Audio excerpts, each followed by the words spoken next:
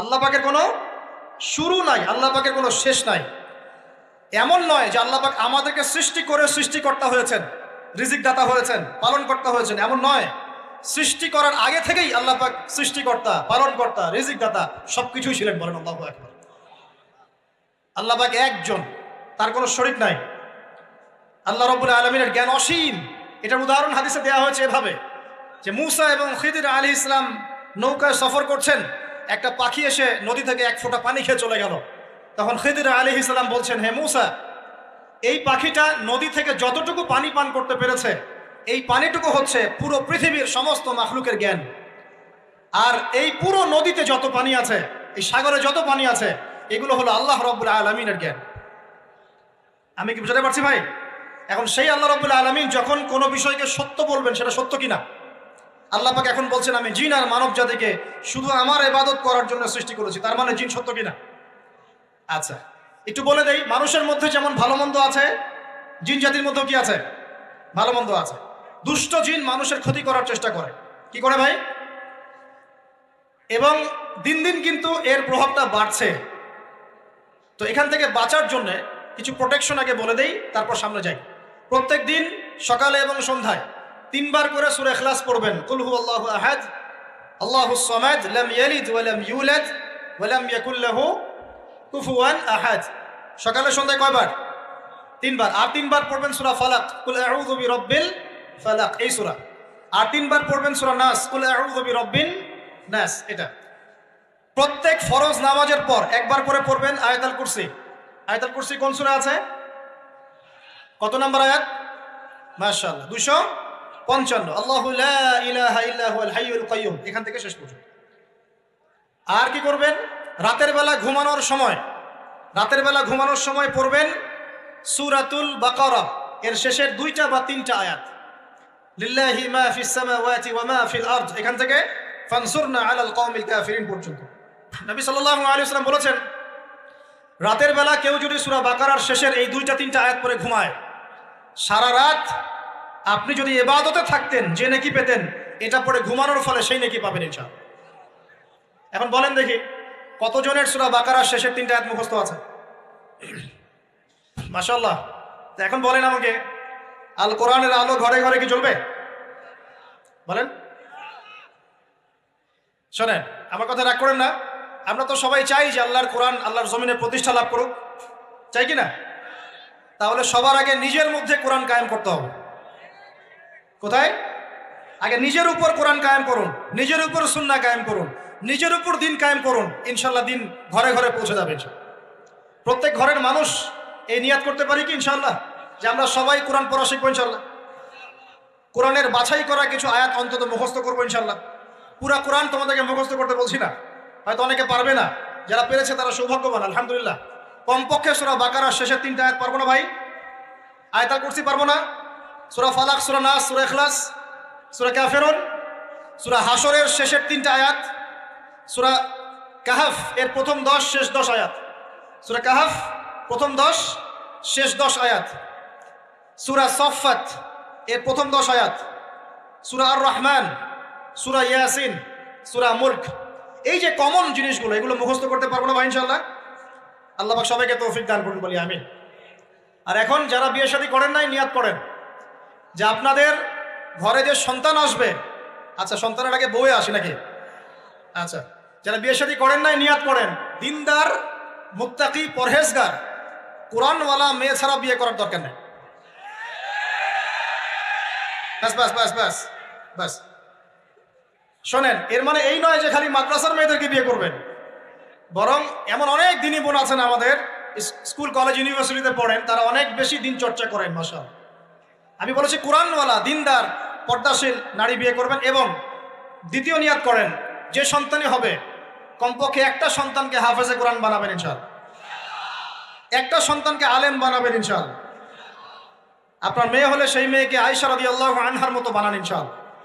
আপনার ছেলে হলে আপনার ছেলেকে আবু বকর, ওমর, ওসমান, আলী রাদিয়াল্লাহু আনহুম আজমাইন তাদের আদর্শে করে তোলেন ইনশাআল্লাহ। পারা যাবে না ভাই? যখন ঘরে ঘরে কোরআনওয়ালা মানুষ তৈরি হবে না, আল্লাহর জমিনে আল্লাহর দিন এমনি প্রতিষ্ঠা হয়ে যাবে ইনশাআল্লাহ। বাতিল কোন দিক পালিয়ে যাবে? ঠিক নাই। সবকিছু শেষ আছে না বলেন তো? সব কিছু শেষ আছে। নমরুদ আছে না নাই? দুনিয়াতে আছে।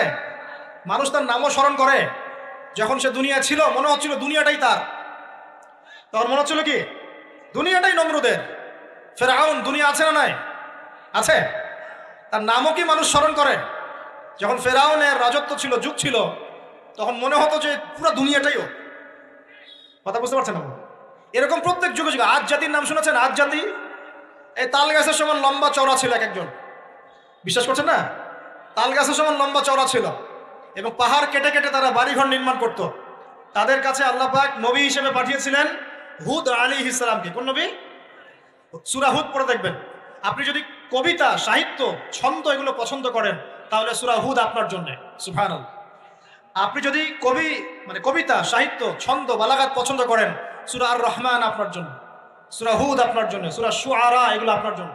এত চমৎকার কাব্যিক বিন্যাস আছে, মানে কবিতার ছন্দে ছন্দে উপন্যাস ব্যাখ্যা করা হয়েছে বলে। সুবহানাল্লাহ। মানুষ তো কোরআনকে মূল্যায়ন করে না। আমি লাস্ট জুমার খুতবার একটা লেকচারে বলেছিলাম, সূরা ইউসুফ, এই যে এখন সারা বিশ্বে অর্থনীতি নিয়ে যে কত কথা হচ্ছে, অর্থনৈতিক সংকট, এইটা সেটা বলা হচ্ছে না, সবার ঘরে ঘরে এগুলো আলোচনা হয় তো, মাশাআল্লাহ। আপনি বিশ্বাস করেন সূরা ইউসুফের মাত্র 4টা আয়াতের মধ্যে আল্লাহ পাক এই পুরো বিশ্বের অর্থনৈতিক সমস্যার সমাধান দিয়ে দিয়েছেন। বলে দিব কি সমাধান? পরে বলছি। আগে আপনাদের এই পয়েন্টটা শেষ করি। ঘরে ঘরে কোরআনওয়ালা মানুষ তৈরি হবে তো ইনশাআল্লাহ। আল্লাহ কবুল করুন, বলি আমিন। কোরআনের এই বিশেষ সূরাগুলো মুখস্থ করতে পারবো তো ইনশাআল্লাহ ভাই? এগুলো নিয়মিত চর্চা করলে আপনাকে দুষ্ট জিন, জাদু, বদনজর এগুলো গ্রাস করবে না ইনশাআল্লাহ। আরেকটা বইয়ের নাম বলে দেই, বই কিনবেন। আমি যে প্রত্যেকটা লেকচারে একটা একটা করে 2টা করে বইয়ের নাম বলি, বইগুলো কিনবেন আল্লাহর রাস্তায়। আজকে শুধু একটা বইয়ের নাম বলবো না, আজকে আমি এমন একজন রাইটারের নাম বলে দিব যে রাইটারের সবগুলো বই বাসায় কিনবেন আপনারা ইনশাআল্লাহ। যদি আপনি এই রাইটারের, এই আলেমের সবগুলো বই বাসায় রাখতে পারেন এবং চর্চা করতে পারেন, ইনশাআল্লাহ আপনি সিরাতুল মুস্তাকিমেই থাকবেন ইনশাআল্লাহ। আমি আপনার জিম্মেদার হচ্ছি ইনশাআল্লাহ। যদি আপনি পথভ্রষ্ট না হয়ে যান, এই বইগুলোতে এত চমৎকার করে গাইডলাইন দেওয়া আছে, আপনি ইনশাআল্লাহ সঠিক পথেই থাকবেন। নামটা বলে দিব। সবার প্রিয় আলেম, পুরো বিশ্বের, শুধু বাংলাদেশের নয়, অন্যতম একজন প্রিয় আলেম, বিদগ্ধ আলেমে দ্বীন আল্লামা মুফতি তকি উসমানী দামাত বারাকাতুহু। নাম শুনেছেন? এই নামটা শুনেছেন? আচ্ছা, তার অনেক বই আছে, প্রায় 200, 300, 400। সবগুলা বই বাসায় কিনবেন ইনশাআল্লাহ। ইবাদত নিয়ে বই আছে, মুআমালাত নিয়ে বই আছে, তাসাউফ নিয়ে বই আছে, জিকির নিয়ে বই আছে, অর্থনীতি নিয়ে বই আছে, ওয়ার্ল্ড অ্যাফেয়ার্স নিয়ে বই আছে, প্রতিটা সাবজেক্ট ধরে ধরে বই আছে। কোথায় পাবেন? এই তো অনলাইনে অনেক বুকশপ আছে না, এগুলোতে পাবেন। বাংলা বাজারে ঢাকায় পাবেন। এগুলো অনুবাদ হয়ে গেছে আলহামদুলিল্লাহ। এবং বাংলাদেশে অনেক স্টুডেন্ট আছে তার হাতে গড়া। তাদের ইলম, তাদের আমল, তাদের আখলাক দেখলে পরকালকে চেনা যায়। মাশাআল্লাহ। বই কিনতে পারবেন তো একটু ইনশাআল্লাহ? আরে ভাই, ইউনিভার্সিটির ক্যান্টিনে বসলেই তো 100 টাকা শেষ হয় আপনার। আর ক্যান্টিনে যদি বোরখাওয়ালা কাউকে নিয়ে বসেন তাহলে তো শেষ। এখন সহি প্রেম করে মানুষ। এক ভাই প্রশ্ন করেছে সেদিন, কালকেই, যে সে দিনের পথে ফিরে এসেছে কিন্তু তার গার্লফ্রেন্ডকে ভুলতে পারে না। তো বলছে, ভাই তাকে দাওয়াত দেওয়ার খাতিরে হলেও কি ফোনে কথা বলা যাবে? কি উত্তর দিব বলেন? আপনি পবিত্র হতে চাচ্ছেন কি না? পবিত্র হতে চাচ্ছেন, পবিত্র পথে আসতে চাচ্ছেন, তাহলে অপবিত্র পথে আবার কেন ফিরে যাবেন? এগুলো কি হালাল না হারাম? আল্লাহ পাক বলেছেন, লা তাকরাবু জিনা, জিনার ধারের কাছেও যেও না, ধারের কাছেও যেও না। দেখেন, এই একই কথা আল্লাহ পাক আদম এবং হাওয়া আলাইহিস সালামকে এইরকম শব্দে বলেছিলেন, ওয়ালা তাকরাবা হাযিহি শাজারা, তোমরা এই গাছের ফল খেও না এমন নয়, তোমরা এই গাছের কাছেও যেও না। আমার কথা কি বুঝতে পারছেন? মানে এই বাস অতিক্রম করে এসো না এমন নয়, এই বাসের কাছেও বসবা না। বুঝতে পারছেন কথা? একইভাবে আল্লাহ বলছেন, ওয়ালা তাকরাবু জিনা, তোমরা জিনা করো না এমন নয়, জিনার কাছেও। ফিজিক্যাল রিলেশন তো অনেক দূরের কথা, হারাম। আপনি ফোনেও কথা বলবেন না, আল্লাহ পাক তৌফিক দান করুন। আপনি যদি পবিত্র থাকতে পারেন ইনশাআল্লাহ তাআলা, আল্লাহ পাক আপনাকে আপনার উপযুক্ত পাত্রী দিবেন ইনশাআল্লাহ। আর যদি আপনি পবিত্র থাকতে না পারেন, এমন হতে পারে হয়তো আপনি পবিত্র কাউকে পান নাই। হতে পারে কিনা? আচ্ছা প্রিয় ভাইয়েরা, বইটা কিনবেন। বইটার নাম, দোয়ার বইটার নাম হলো হিসনুল মুসলিম। কি নাম? হিসনুল মুসলিম। যদি কিনতে না পারেন, ওই যে প্লে স্টোরে ঢোকেন, প্লে স্টোরে ঢুকে দেখবেন যে একটা অ্যাপস আছে হিসনুল মুসলিম। এখানে যতগুলো দোয়া আছে সবগুলো দোয়া আগামী 1 বছরের মধ্যে মুখস্থ করবেন। রাজি আছেন কিনা? আর এখানে সকাল সন্ধ্যায় পড়ার জন্য কিছু দোয়া আছে, সকাল সন্ধ্যায় পড়ার। এই দোয়াগুলো আল্লাহর ওয়াস্তে মুখস্থ করবেন, পারবেন ইনশাআল্লাহ? আল্লাহ তৌফিক দান করবেন, আমিন। আর একটা আমল বলে দিব, তারপর সামনে যাব। সেটা হলো 5 ওয়াক্ত নামাজ তো পড়েন মাশাআল্লাহ, নাকি? কারা কারা নামাজ 5 ওয়াক্ত পড়েন হাত তোলেন দেখি। আলহামদুলিল্লাহ, মাশাআল্লাহ, হাত নামান। আর যারা নামাজ পড়েন না তাদেরকে আমি একটা হাদিস শোনাবো, একটা হাদিস শুনবেন। নবী সাল্লাল্লাহু আলাইহি ওয়াসাল্লাম বলেছেন, ক্বালা নবী সাল্লাল্লাহু আলাইহি ওয়াসাল্লাম, বাইনাল আবদি ওয়া বাইনাল কুফরি ওয়াশ শিরক তারকুস সালাহ। আল্লাহ পাকের বান্দা আর একজন কাফের মুশরিকের মধ্যে পার্থক্যই হচ্ছে নামাজ। আল্লাহ পাকের বান্দা মানে মুমিন মুসলিম এবং একজন কাফের মুশরিকের মধ্যে পার্থক্য কি? মান তারাকা সালাতান মুতাআম্মিদান ফাকাদ বারিয়াত মিন যিম্মাতিল্লাহ। কেউ যদি ইচ্ছাকৃতভাবে তার উপর ফরজ নামাজকে ছেড়ে দেয়, সে যেন আল্লাহ পাকের জিম্মেদারি থেকে মুক্ত হয়ে গেল। অন্য হাদিসে আছে, মান তারাকা সালাতান মুতাআম্মিদান ফাকাদ কাফার। কেউ যদি ইচ্ছা করে নামাজ ছেড়ে দেয়, সে ব্যক্তি কুফরি করলো। বলি নাউজুবিল্লাহ। আমরা কি কুফরি করতে চাই নাকি ভাই? নামাজের কথা বলেছি, 5 ওয়াক্ত নামাজ কারা কারা পড়েন না হাত তোলেন এবার। আচ্ছা, লজ্জার কিছু নাই। এখন আমার সাথে তওবা করেন, আমার সাথে তওবা করেন, বলেন আস্তাগফিরুল্লাহ আল্লাযী লা ইলাহা ইল্লা হুয়াল হাইয়ুল কাইয়্যুম ওয়া আতুবু ইলাইহি। আল্লাহর কাছে সাক্ষী রেখে বলেন, আল্লাহ, আমি জীবনে যত রাকাত নামাজ ছেড়ে দিয়েছি এর জন্য আমাকে মাফ করে দাও। ইনশাআল্লাহ আগামী জীবনে আমি বিনা ওজরে 1 ওয়াক্ত নামাজও বাদ দিব না ইনশাআল্লাহ। রাজি আছেন ইনশাআল্লাহ? বাস এই একটা নসিহত যদি আজকে আপনারা আমল করতে পারেন, ইনশাআল্লাহ আজকের মাহফিল সফল। পারা যাবে? আর বই কিনতে বললাম, 1 নাম্বার কোন বই বলেন? হিসনুল। আর কোন আলেমের নাম বলেছে? আল্লামা, জোরে বলেন। তার অনেকগুলো বই আছে, কেনার চেষ্টা করবেন তো ইনশাআল্লাহ। আল্লাহ পাক তৌফিক এনায়েত করুন, বলি আমিন। তাহলে আমরা সূরা জারিয়াতের 56 নম্বর আয়াতে কি শিখেছি ভাই? আল্লাহ রাব্বুল আলামিন আমাদেরকে সৃষ্টি করেছেন কেন? তার ইবাদত করার জন্য। আছে। এখন আমাকে বলেন যে আল্লাহ পাকের ইবাদত করার জন্য আল্লাহ পাক এই দুনিয়াতে আমাদেরকে কত বছর সময় দিয়েছেন? বলেন দেখি। সর্বোচ্চ কত হবে? সর্বোচ্চ 60, 70, 100 হতে পারে। এই তো। আমরা কি চিরস্থায়ী থাকবো এখানে না চলে যাব? আচ্ছা, দুনিয়ার জীবনটা তাহলে কি?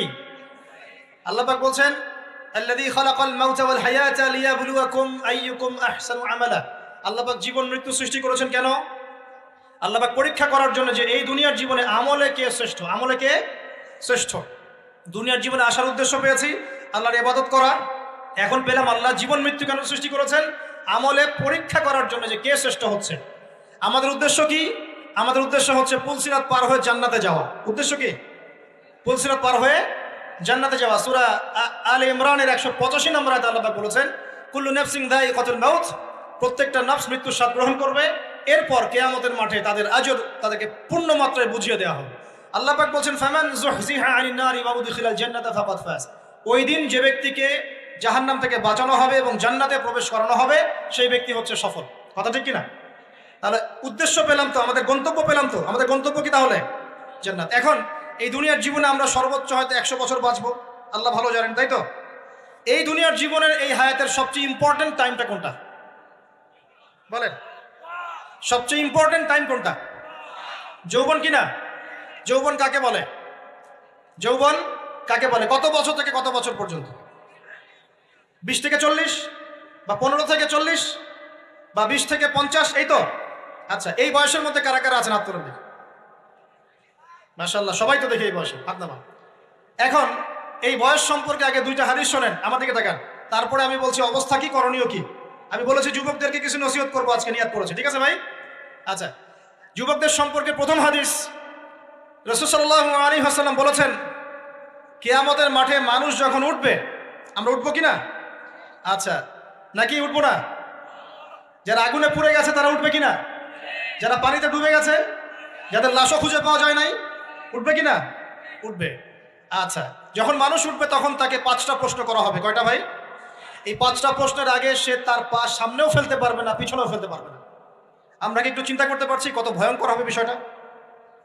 এই সামান্য গরমে আমাদের অবস্থা খারাপ, সূর্য সেদিন সামনে নিচে, আর মানুষ উঠে দাঁড়িয়ে আছে, তাদেরকে 5টা প্রশ্ন করা হবে। যতক্ষণ পর্যন্ত প্রশ্নের উত্তর দিতে পারছে না, সামনেও যেতে পারবে না, পিছনেও আসতে পারবে না, পা নড়াতে পারবে না। এক, তোমার পুরো জীবনটা তুমি কোন কাজে ব্যয় করেছো? উত্তর কি রেডি আছে আমাদের কাছে? আমরা কি বলতে পারবো, হে আল্লাহ, আমরা আমাদের পুরো জীবন তোমার ইবাদত করে কাটিয়েছি? দুই, তোমার যৌবন স্পেশালি তুমি কোন কাজে ব্যয় করেছো? তোমার যৌবন তুমি স্পেশালি কোন কাজে ব্যয় করেছো? যুবকরা কি উত্তর দেওয়ার জন্য প্রস্তুত আছে যে আমাদের যৌবন আমরা আল্লাহর পথে কাটিয়েছি? সবাই কি বলতে পারবো? তিন নাম্বার, তোমার রিজিকের উৎস কি ছিল? কোন পথে সম্পদ অর্জন করেছো? চার নাম্বার, কোন পথে সম্পদ ব্যয় করেছো? কোন কোন খাতে সম্পদ ব্যয় করেছো? আমরা কি আমাদের আয় এবং ব্যয়ের হিসাব দেওয়ার জন্য প্রস্তুত? পাঁচ, তোমাকে আমি যে জ্ঞান দিয়েছিলাম সেই জ্ঞান অনুযায়ী আমল করেছো কিনা? আল্লাহ পাক আমাকে আপনাদের সবাইকে তৌফিক দান করে নেন, জানা অনুযায়ী আমল করার তৌফিক দান করে নেন। এই পাঁচটা প্রশ্নের মধ্যে যৌবনকাল ইম্পর্টেন্ট কিনা ভাই? গুরুত্বপূর্ণ কিনা? মাথায় রাখি। সামনে একটা হাদিস শুনুন। রাসূল সাল্লাল্লাহু আলাইহি সাল্লাম বলছেন যে এই কিয়ামতের মাঠেই 7 শ্রেণীর মানুষকে আল্লাহ পাক বিশেষ মেহমানদারির ব্যবস্থা করবেন, আরশের ছায়ায় ছায়া দিবেন ইনশাআল্লাহ। কোথায় ছায়া দিবেন? ওই দিন এই ছায়া ছাড়া অন্য কোনো ছায়া থাকবে না। নবী সাল্লাল্লাহু আলাইহি ওয়াসাল্লাম বলছেন তার মধ্যে প্রথম শ্রেণী হচ্ছে ইমামুন আদিল, ন্যায়পরায়ণ শাসক। ন্যায়পরায়ণ, আচ্ছা, ন্যায়পরায়ণ শাসকের একটা এক্সাম্পল দেই। মক্কার জাহেলি যুগে সাহাবীরা ঈমান নিয়ে এসেছেন, বাস তাদের উপর নির্মম নির্যাতন শুরু হয়ে গেছে, আবু জেহেল, আবু লাহাব, উতবা, শাইবা। তখন সাহাবীরা আল্লাহ রাসূলের কাছে এসে বলছেন, ইয়া রাসূলুল্লাহ, আপনি একটু বদদোয়া করেন, তাদের উপর বদদোয়া করেন, আমরা তো আর পারছি না। নবী সাল্লাল্লাহু আলাইহি ওয়াসাল্লাম বললেন, তোমরা মক্কা থেকে হিজরত করে হাবাসায় চলে যাও। কোথায়? হাবাসা। হাবাসা মানে হচ্ছে আবিসিনিয়া। আবিসিনিয়া মানে এখনকার ইথিওপিয়া, ইরিত্রিয়া। নাম শুনেছেন কি? বিশেষ কোচিং তো করছেন অনেকে। আফ্রিকা মহাদেশের একটা ছোট্ট দেশ ইরিত্রিয়া, ওখানে চলে যাও। তখন বলেছিলেন তিনি হাবাসায় চলে যাও। সাহাবীরা জিজ্ঞাসা করছেন হাবাসায় কেন? নবী সাল্লাল্লাহু আলাইহি ওয়াসাল্লাম বলছেন, সেখানে একজন খ্রিস্টান ন্যায়পরায়ণ শাসক আছেন যার রাজ্যে কেউ জুলুমের শিকার হয় না। কি বললাম বলেন তো? হাবাসা কে আছেন? একজন মুসলিম না খ্রিস্টান? খ্রিস্টান ন্যায়পরায়ণ শাসক আছেন যার রাজ্যে কেউ জুলুমের শিকার, মুসলমান নন এমন একজন শাসকের প্রশংসা করে আমাদের নবীজি বললেন তার রাজ্যে কেউ জুলুমের শিকার হয়। সুবহানাল্লাহ। সাহাবীরা সেখানে হিজরত করলেন। নেতৃত্ব দিয়েছেন জাফর বিন আবি তালিব রাদিয়াল্লাহু আনহু। সেই সাহাবী বাদশাহ নাজাশী, তার নাম ছিল বাদশাহ নাজাশী, তার সামনে দাঁড়িয়ে সূরা মারিয়াম তেলাওয়াত করেছিলেন। ওই সূরা মারিয়ামে ইয়াহইয়া, জাকারিয়া, ঈসা, তার মা, এই গল্প ঘটনাগুলো আছে। এই সূরার তেলাওয়াত শুনে বাদশাহ নাজাশীর চোখ দিয়ে পানি পড়তে পড়তে দাড়ি ভিজে গিয়েছে। সুবহানাল্লাহ। শেষে তিনি ঈমান নিয়ে আসেন, মুসলমান হন, আলহামদুলিল্লাহ। আমাদের নবীজি তার জানাজার নামাজ পড়েছিলেন, আমাদের নবীজি তার গায়েবানা জানাজার নামাজও পড়েছেন। বলে সুবহানাল্লাহ। এখানে একটা পয়েন্ট খালি বলতে চাই, একজন অমুসলিম শাসক সম্পর্কে আমাদের নবীজি মন্তব্য করেছিলেন তার রাজ্যে কেউ জুলুমের শিকার হয় না। আর আজকের দিনে সারা বিশ্বের কোনো কোনো ক্ষেত্রে মুসলিম শাসকদের ব্যাপারেও এই কথা বলা যায় না যে তার রাজ্যে কেউ জুলুমের শিকার হয়। আল্লাহ পাক বলছেন আরশের ছায়া আমি ছায়া দিব 7 শ্রেণীর মানুষকে। কয় শ্রেণী? তার মধ্যে প্রথম শ্রেণী হচ্ছে ইমামুন আদিল, ন্যায়পরায়ণ শাসক। আল্লাহ পাক আমাদের সমস্ত শাসকদেরকে ন্যায়পরায়ণ হওয়ার তৌফিক দান করুন। 2 নাম্বার, সেই যুবককে আমি সেখানে আশ্রয় দিব যেই যুবক তার যৌবনকালটা আল্লাহর পথে কাটিয়ে দিয়েছে। এবার কি হাদিসটা আপনি পেয়েছেন? এর আগের হাদিস কি শুনলেন? পা নড়াতে পারবেন না যতক্ষণ পর্যন্ত এই প্রশ্নের উত্তর না দিচ্ছেন যৌবনকাল কোন পথে ব্যয় করেছেন। এখন যদি আল্লাহর পথে ব্যয় করেন তাহলে আরশের ছায়া ছায়া পাচ্ছেন, আলহামদুলিল্লাহ। বাকিগুলো কারা কারা একটু বলে দেই। 3 নাম্বার হচ্ছে সেই ব্যক্তি যে একজন আরেকজনকে মহব্বত করে, এক ব্যক্তি আরেক ব্যক্তিকে মহব্বত করে শুধুমাত্র আল্লাহর সন্তুষ্টির জন্য। কথা কি বুঝতে পারছেন? এই মহব্বত আবার এই ছেলে মেয়ের ফ্রি মিক্সিং না। কথা বুঝতে পারেনি? দিনের খাতিরে মহব্বত, আল্লাহর জন্য মহব্বত, আল্লাহর জন্য। এখানে 4 নাম্বার এমন ব্যক্তি যে এত গোপনে দান করে যে তার বাম হাত জানে না ডান হাত কি দান করেছে। আমরা তো এখন 1 টাকা দান করলে 100 টাকা ফুটাই। ফেসবুক আছে, মারাত্মক একটা জিনিস ফেসবুক, মানে এটা মানুষকে আর মানুষ রাখে না। যে ব্যক্তি ফেসবুকে আসক্ত তার সাথে কথাবার্তা বলা, লেনদেন, চলাফেরা খুব ডিফিকাল্ট। মানে কি বোঝে নাকি কথাটা? কেন ডিফিকাল্ট? কারণ সে এত বেশি আসক্ত এখানে যে পান থেকে চুন খসলে সে আপনাকে পাবলিকলি ধুয়ে রেখে দিবে। কিছু হইলে আপনাকে ফেসবুকে টেনে নিয়ে আসবে, ফেসবুকে সবাইকে বলবে উনি আমার সাথে এই কাজ করছে। আপনি বলারও টাইম পাবেন না যে আপনি নির্দোষ। তো খুব মুশকিল না এগুলা। আল্লাহ মাফ করুক আমাদেরকে। এমনভাবে দান করে যে বাম হাত জানে না ডান হাত কি দান করছে। 5 নম্বর এমন ব্যক্তি যে এইটা যুবক, এটাও যুবক, যাকে কোনো সুন্দরী নারী আহ্বান করছে জিনার জন্য, সুন্দরী উচ্চ বংশের নারী, যে আসো আমার সাথে জেনা করো। ওই যে ইউসুফ আলাইহিস সালামের মতো, মনে আছে ইউসুফ আলাইহিস সালামের ঘটনা মনে আছে? আচ্ছা, কিন্তু সেই যুবক বলে, সেই ব্যক্তি বলে, এমনি আখাফুল্লাহ, আমি আল্লাহকে ভয় করি, আমি তোমার সাথে খারাপ কাজ করতে পারবো।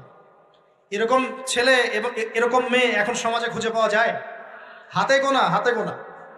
আপনি অনলাইন ঘাটাঘাটি করেন, গুগল করেন, ক্রস চেক করেন, দেখবেন বাংলাদেশের 25 বছরের কম বয়সী ছেলে আর মেয়েদের জেনার হার কত আপনি বের করে দেয়।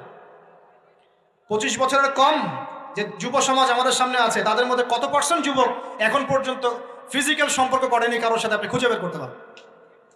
শুধু ছেলেদের ক্ষেত্রে এটা নয়, মেয়েদের ক্ষেত্রেও আছে। এই যে অনার্স লাইফ পার করার আগেই বহু মেয়ে সতীত্ব নষ্ট করে ফেলছে, বহু ছেলে সতীত্ব নষ্ট করে ফেলছে। কথাগুলো কি রাগ করছেন? আমি আপনাদের ভাই এবং আমি আপনাদেরকে মহব্বত করি। আমরা জেনার পথে যাব না, আমরা হালাল সম্পর্কে থাকবো ইনশাআল্লাহ। যখন আপনি জেনায় চলে যাবেন, আপনার কলব থেকে আল্লাহ নূর নষ্ট হয়ে যাবে। এটা এমন একটা পাপ যেটা করার পর মানুষ আল্লাহর সামনে মাথা তুলে দাঁড়াতে পারে না, লজ্জায় চোখ নেমে যায়, ইবাদতে স্বাদ পায় না। যখন হারাম সম্পর্কে, ফ্রি মিক্সিং, এগুলোতে মানুষ থাকে, ইবাদতে মানুষ স্বাদ পায় না। দিনের পর দিন ইবাদত করে মনোযোগ আসে না, মন লাগে না, চোখ দিয়ে একটু পানি বের হয় না, আল্লাহর জন্য কাঁদতে পারে না, কারণ মনের মধ্যে তো নূর নাই। আর যখন একটা মেয়ে বেপরদায় থাকে, অনেক ইবাদত করলেও তার এই বেপরদায় থাকার কারণে সমাজের বহু মানুষের চোখের জেনা হয়ে যায়। এতে করে ওই সব মানুষের পাপের ফল এই মেয়েটাকে ভোগ করতে হয় এবং মানুষের চোখের বদনজর লাগে, ওই মেয়ে অসুস্থ হয়ে পড়ে মানসিকভাবে, শারীরিকভাবে। আমি আমাদের যুবক ভাই এবং যুবক বোনদেরকে রিকোয়েস্ট করব, আল্লাহর ওয়াস্তে চরিত্রটাকে পবিত্র রাখার চেষ্টা করুন। আল্লাহ পাক তৌফিক দান করলেন। এই যুবককে আল্লাহ পাক আরশের ছায়া দিবেন, যে একটা মেয়েকে পেয়েও আল্লাহর ভয় তাকে ভোগ করে না। আল্লাহ পাক এরকম যুবক ঘরে ঘরে তৈরি করুন। তাহলে কি করবেন ভাই? হালাল উপার্জনের ব্যবস্থা করবেন, ব্যাস সরাসরি বিয়ে করে ফেলবেন।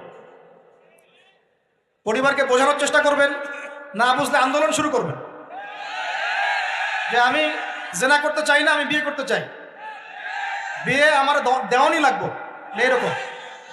ব্যাস, তারপর দেখবেন বাপ মা কেমন করে বিয়ে না দেয়। আল্লাহ সাহায্য করবে ইনশাআল্লাহ। আল্লাহ আমাদের যুবক ভাইদেরকে চরিত্র হেফাজত করার স্বার্থে বিয়েকে সহজ করে দিন। আমি আবার কাউরে নিয়ে পালায় যায় না, ওই কাজ করতে যায় না কিন্তু আবার, ঠিক আছে? কারণ এভাবে কোর্টে গিয়েও যদি একটা মেয়ে বিয়ে করে, এই বিয়ের জায়েজ না জায়েজ নিয়ে অনেক কথা আছে। অতএব এইসব ঝুঁকির মধ্যে যাবেন না, বাসায় বোঝানোর চেষ্টা করবেন। আরেক শ্রেণীর ব্যক্তি আছে যাদেরকে আল্লাহ পাক আরশের ছায়া দিবেন। তারা কারা? যারা গোপনে আল্লাহকে স্মরণ করে কাঁদতে পারে। বলি সুবহানাল্লাহ। এখন এই দুটো হাদিসের মধ্যে যুবকদের অবস্থান কি পেয়েছেন? আচ্ছা, আরেকটা শোনাই এবার। নবী সাল্লাল্লাহু আলাইহি ওয়াসাল্লাম বলেছেন, 5টা জিনিস আসার আগেই 5টা বিষয়কে মূল্যায়ন করো। 1, তোমার বার্ধক্য আসার আগেই তোমার যৌবনকে মূল্যায়ন করো। যৌবনের গুরুত্ব পেলেন তো এবার? তোমার মৌত আসার আগেই তোমার জীবনকে মূল্যায়ন করো। অসচ্ছলতা আসার আগেই সচ্ছলতাকে মূল্যায়ন করো। অসুস্থতা আসার আগেই সুস্থতাকে মূল্যায়ন করো। এবং এই যে কথাটা বললাম যে তোমার বার্ধক্য আসার আগেই যৌবনকালটাকে মূল্যায়ন করো। এই হাদিসগুলোর মধ্যে আমরা সংক্ষিপ্ত পরিসরে যৌবনকালের গুরুত্ব পাচ্ছি কিনা ভাই?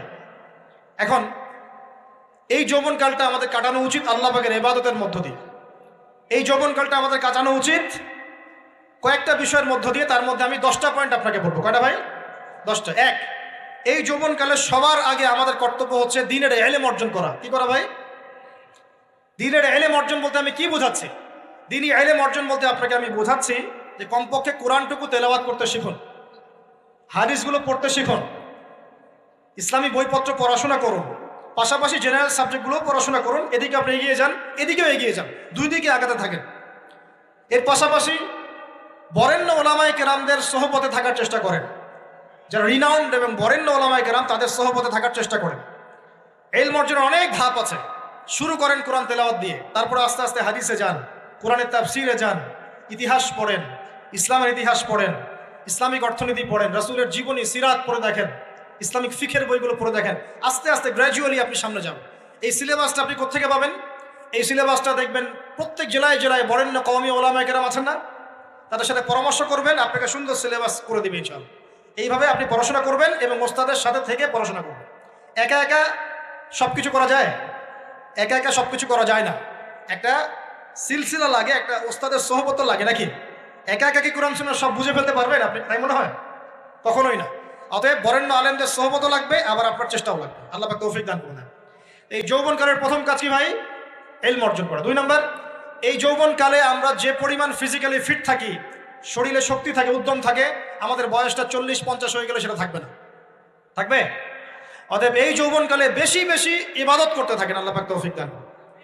এই যৌবনকালে 5 ওয়াক্ত নামাজ তো পড়বেনই, এর পাশাপাশি নফল নামাজগুলো পড়ার চেষ্টা করবেন। এর পাশাপাশি আপনি চেষ্টা করবেন তাহাজ্জুদের ওয়াক্তে একটু নামাজ পড়ার জন্য, কমপক্ষে 2 রাকাত, কমপক্ষে 2 রাকাত, অ্যাটলিস্ট 2 রাকাত নামাজ তাহাজ্জুদের সময় পড়ার চেষ্টা করি। আল্লাহ আমাকে তৌফিক দেখ, আপনাদের সবাইকে তৌফিক দান করুন। ওই সময় আপনি যে দোয়াই করবেন আল্লাহর কাছে কবুল হবে ইনশাআল্লাহ। যে দোয়াই করবেন আল্লাহ কবুল করবেন ইনশাআল্লাহ। যদি আপনার রিজিকটা কি হয়? হালাল হয়। হারাম রিজিক দিয়ে ইবাদত কবুল হয়? হারাম রিজিকের দোয়া কবুল হয়? কবুল হয় না। 3 নাম্বার, এই যৌবনকালে আমরা রাসূলের সুন্নতের উপর বেশি আমল করবো ইনশাআল্লাহ। করা যাবে ইনশাআল্লাহ?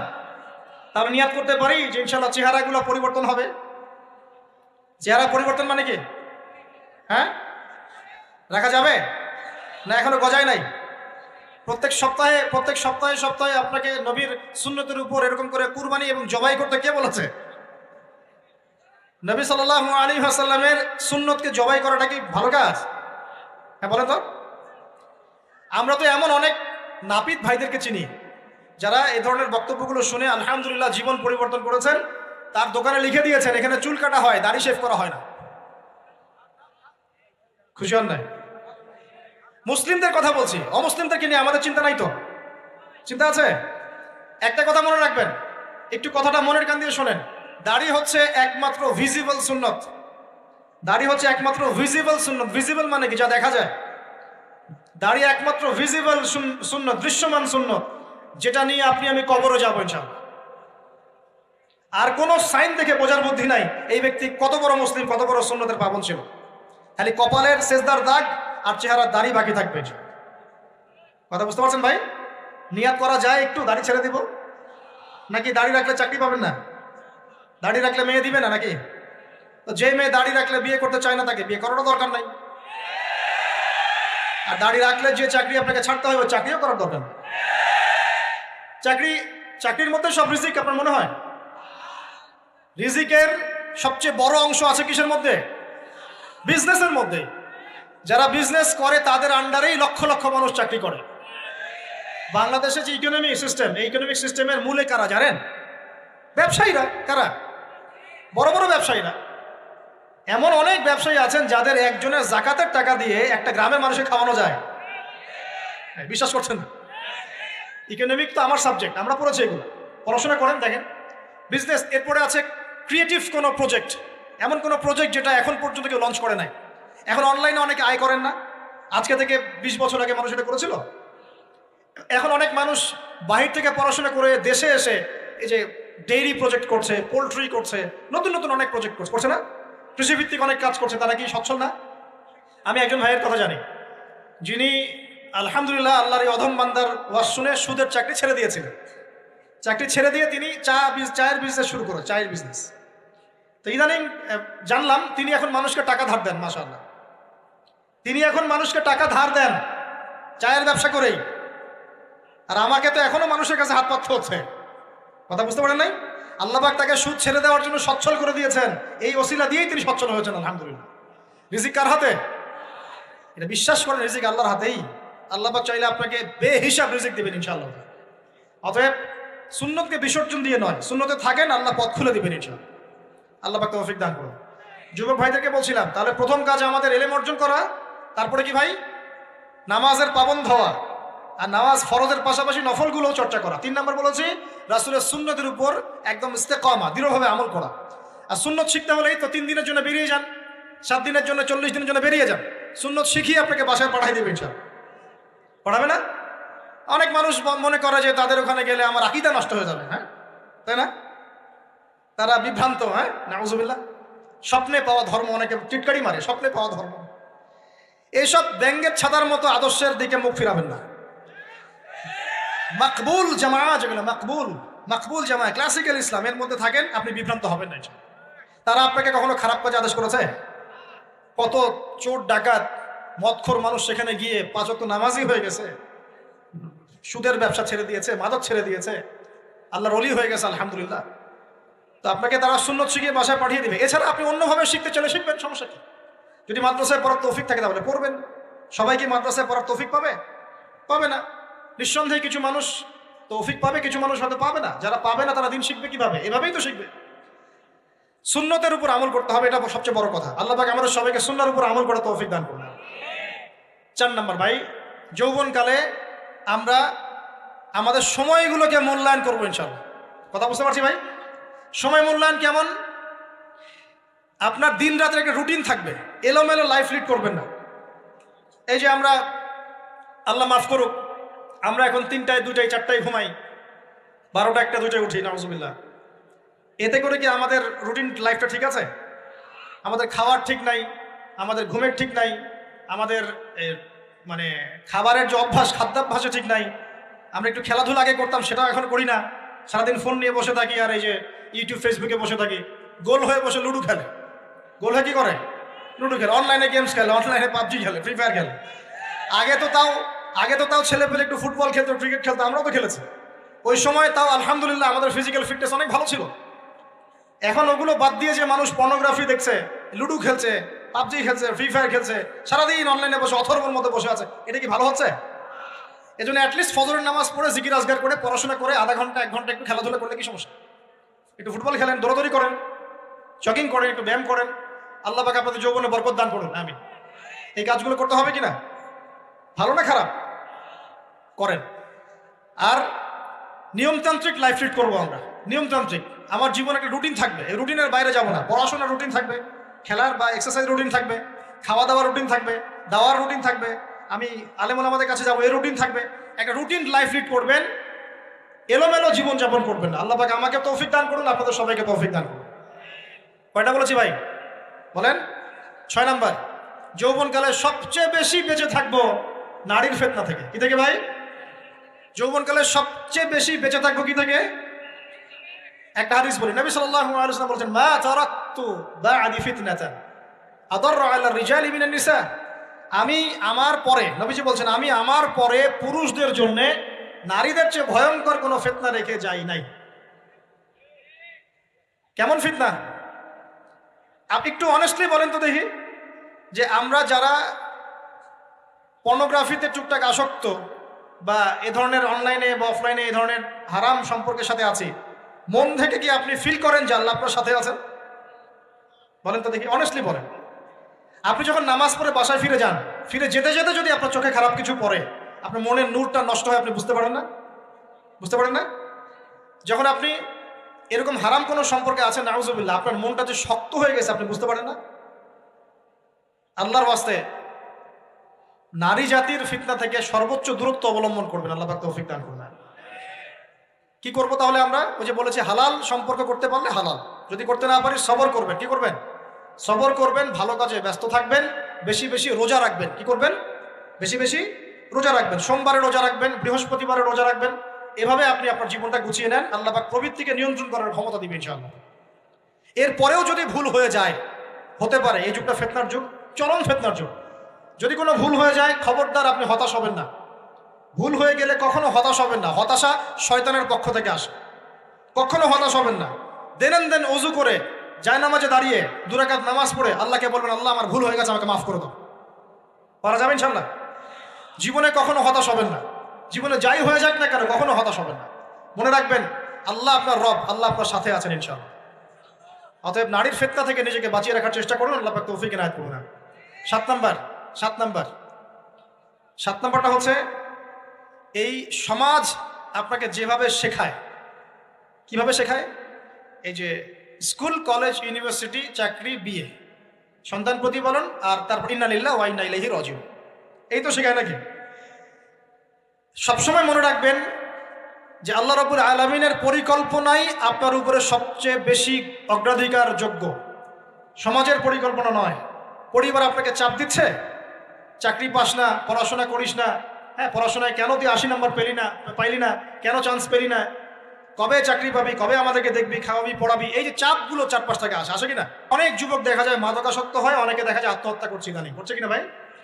এই শব্দটা থেকে আমি পয়েন্টটা আজকে লিখেছিলাম যে ভুলেও আল্লাহর প্রতি বিশ্বাস এবং তাওয়াক্কুল হারাবেন না। সমাজ যেভাবে শেখায়, সমাজ চারপাশে যে চাপ আপনাকে দিচ্ছে, এই চাপে নিজে গা ভাসিয়ে দিবেন না। আপনি আল্লাহর কাছে দোয়া করবেন, আল্লাহর কাছে পথ চেয়ে নেবেন এবং আল্লাহর প্রতি তাওয়াক্কুল ভরসা করবেন। কখনো আত্মহত্যার পথ বেছে নেবেন। কি হয়েছে? 80 নাম্বার পান নাই তো কি হয়েছে? আপনি চেষ্টা করেছেন কিন্তু চান্স পান নাই তো কি হয়েছে? চেষ্টা তো করেছেন আপনি চেষ্টা করেছেন ইউনিভার্সিটিতে চান্সের জন্য, আপনি চান্স পাই নাই, চেষ্টা করেছেন আপনি, বাস চেষ্টা করেছেন, পাই নাই, তাকদিরে ছিল পাই নাই, বাস আমি আমার চেষ্টা করেছি। কখনোই আত্মহত্যার পথ বেছে নেবেন না। আর আমরা পিতা মাতাদেরকে রিকোয়েস্ট করব, কোনো অবস্থাতেই সন্তানকে এত বেশি চাপ দিবেন না যে সন্তানটার এই কোমরটাই ভেঙে চলবে। এই সমস্যাগুলো দিন দিন বাড়ছে সমাজের মধ্যে। কেন এত চাপ দিচ্ছেন? তার প্রতিভা কোথায় খুঁজে বের করুন। তাকে জোর করে কেন টেনে লম্বা করার চেষ্টা করছেন? আমাদের সমাজে বাচ্চা হয়ে গেলেই তার পিঠে একটা সিল মেরে দেয়, হয় ডাক্তার না হলে ইঞ্জিনিয়ার। কেন? এর বাইরে কোনো প্রফেশন নাই? আমার সন্তানকে হয় ঢাকা বিশ্ববিদ্যালয়ে চান্স পেতে হবে, না হলে বুয়েটে, না হলে এখানে। এর বাইরে আর কোথাও পড়ারই জায়গা নাই। আর এখানে পড়লেই আমার সে ছেলে বা আমার মেয়ে একদম সবচেয়ে বড় জ্ঞানী হবে, অন্য কোনোভাবে হবে না, এটা গ্যারান্টি দেওয়া আছে? যারা সভ্যতা বিনির্মাণ করেছেন তারা কয়জন বড় বড় ডিগ্রি সার্টিফিকেট পেয়েছেন খুঁজে বের করে দেখেন, খুঁজে বের করে। আমরা ফিলোসফির মধ্যে যে ফিলোসফারদের হিস্ট্রি পড়েছিলাম, তাদের মধ্যে বেশিরভাগই দেখা যায় স্কুলেও যায় নাই, কলেজেও যায়। আছে না এমন? আছে। আমি বলছি না আপনারা যাবেন না, আমি বলছি জ্ঞানের মানদণ্ড এটাই নয় যে আমার সার্টিফিকেট অর্জিত হয়েছে। সার্টিফিকেটটাই জ্ঞানের মানদণ্ড নয় তো। হ্যাঁ, প্রতিযোগিতার একটা জগৎ আছে, আমাকে সে জগৎ উতরাতে হবে। আপনি চেষ্টা করবেন, যদি না হয় তাকদীরে ছিল, হয় নাই, বাস হয়। আমাকে আল্লাহ পাঠিয়েছেন তার ইবাদত করার জন্য, এখানে আত্মহত্যা করার জন্য আল্লাহ আমাকে পাঠান নাই। আমার জীবন যদি দিতেই হয় তাহলে আল্লাহর জন্য দিব ইনশাআল্লাহ। ঠিক আছে কথা? ব্যাস, দুনিয়ার জন্য নয়। আল্লাহ পাক বোঝার তৌফিক দান করুন। কটা বললাম? 7টা না 8টা? 7টা। 8 নাম্বার। 8 নাম্বারটা ইম্পর্টেন্ট এবং এটা আপনাদের জন্য মজাদার।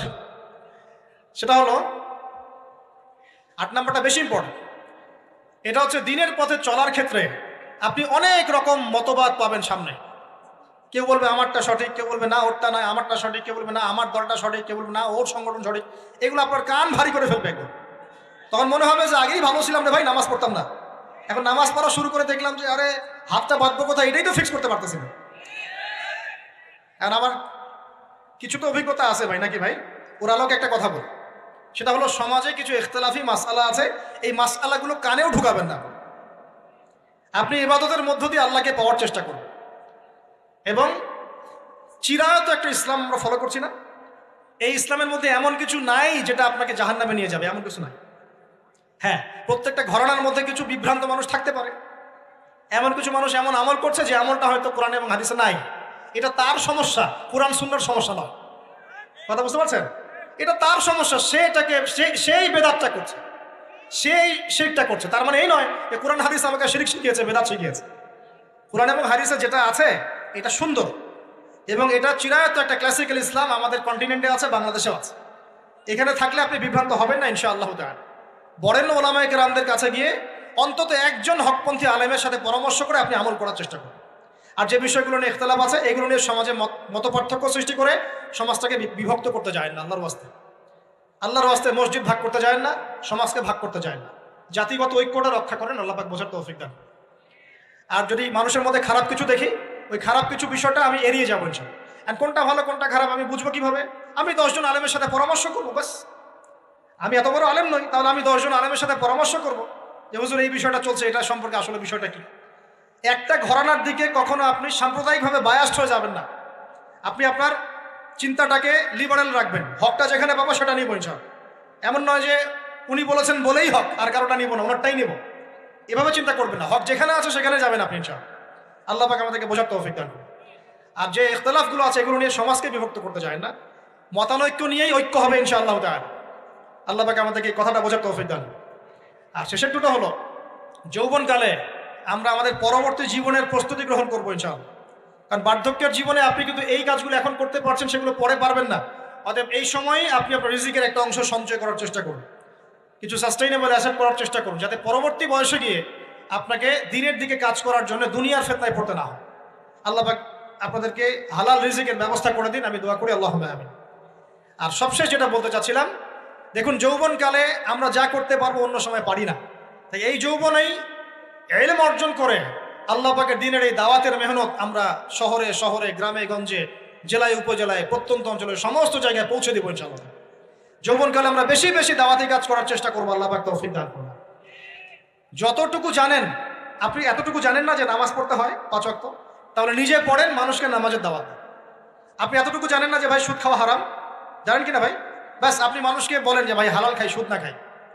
আপনি এতটুকু জানেন না যে জেনা করা হারাম, বাস আপনি আপনার বন্ধুকে দাওয়াত দেন, ভাই জেনার দিকে যাইস না এবং হারাম অ্যাফেয়ার্সে যাইস না। যতটুকু জানেন অতটুকু মানুষের কাছে পৌঁছে দেন, আল্লাহ পাক তৌফিক দান করুন। যুবক ভাইদেরকে আমি এই 10টা নসিহত করলাম আছে, এই নসিহতগুলো একটু মেনে চলেন, যৌবনটা সুন্দর হবে ইনশাআল্লাহ। এছাড়া আর অনেক নসিহত আছে, এগুলো ওই যে বইগুলোর নাম বলে দিয়েছি, আল্লামা তাকি উসমানী হুজুরের যে বইগুলো, এগুলো পড়েন, ইনশাআল্লাহ দেখবেন আরো অনেক হেদায়েত আপনি পাবেন। মোটা দাগে কথা হচ্ছে ইলম অর্জন করতে হবে। রাজি আছে কিনা ভাই? রাজি আছে কিনা বলেন? ইলম অনুযায়ী আমল বাড়িয়ে দিব, রাজি আছে কিনা? হকপন্থী ওলামায়ে কেরামের সাথে পরামর্শ করে চলবো, রাজি আছে কিনা? আমরা যৌবনকালে হালাল রিজিক অন্বেষণের চেষ্টা করবো, রাজি আছে কিনা? যৌবনের সময়কে বিন্যাস করে চলবো, এলোমেলো জীবনযাপন করবো না, রাজি আছে কিনা? নারীদের ফিতনা থেকে বেঁচে থাকার চেষ্টা করবো, রাজি আছে কিনা? আগামী দিনের জন্য, ইসলামকে এগিয়ে নেওয়ার জন্য দাওয়াতের মেহনত করবো, রাজি আছে কিনা? আচ্ছা, এখন আসেন, এগুলো আমাদের করণীয় ছিল, আমাদের যুবকরা এখন করছে কি সেটা শুনুন। আমাদের যুবকরা এখন কিশোর গ্যাং করছে। কিশোর গ্যাং কি করছে? আপনাদের পরিবারের কর্তা যারা আছেন তাদেরকে আমি একটু রিকোয়েস্ট করবো, আপনার সন্তানের দিকে খেয়াল রাখেন। আপনার সন্তানকে যত ছোট মনে করছেন, আপনার সন্তান এখন এত ছোট নয়। কিশোর বয়সে সে এমন পাপও করে ফেলেছে যা আপনি এখনো করেন নাই। কিশোর বয়সে এমন এমন পাপ করা তার শেষ যা আপনি এখনো চিন্তাও করতে পারেন না। অতএব সন্তানকে শুধু গায়ে গতরে বড় করলে হয় না। আমরা যে সন্তানকে মানুষ করার জন্য নিজের ঘাম ছেড়ে দিচ্ছি, মানুষ করার অর্থ হচ্ছে ওর আত্মাটাকে গড়ে তোলা, দেহটাকে গড়ে তোলা নয়, তার আত্মাটাকে গড়ে তুলুন। সন্তানের দিকে খেয়াল রাখেন। ঢাকা শহরে কিশোর গ্যাংয়ের দৌরত্বে টেকা যাচ্ছে না, রাস্তাঘাটে ছিনতাই করছে, মাদক সেবন করছে, মানুষের সম্পদ মোবাইল ধূপ করে কেড়ে নিয়ে দৌড় দিচ্ছে, এক গ্যাং আরেক গ্যাংয়ের সাথে মারামারি করছে। এগুলো শিখছে কোত্থেকে? এগুলো শিখছে আপনার ওই যে অপসংস্কৃতি দেখে দেখে। পশ্চিম থেকে, আমাদের পার্শ্ববর্তী থেকে অনেক অপসংস্কৃতি ঢুকছে ভিতরে, ওটা দেখে দেখে দেখে দেখে শিখছে কি করতে হয় না। দুইটা গ্যাং তৈরি করছে এবং সিনেমাতে যেমন দেখানো হয় সে নিজেকে ওই রকম করে চিন্তা করা শুরু করেছে। এই কনসেপ্টগুলো মানুষ পাচ্ছে কোথায়? নাটক সিনেমা থেকে পাচ্ছে। একটা দল ক্রিয়েট করেছে, সে সেই দলের নেতা হয়েছে, আরেক দল তাকে মারতে আসছে, সে আবার তাকে মারতে যাচ্ছে। এই যে জিনিসগুলো, এগুলো নাটক সিনেমায় দেখানো হচ্ছে না এখন? যুবকরা শিখছে কোত্থেকে এগুলা?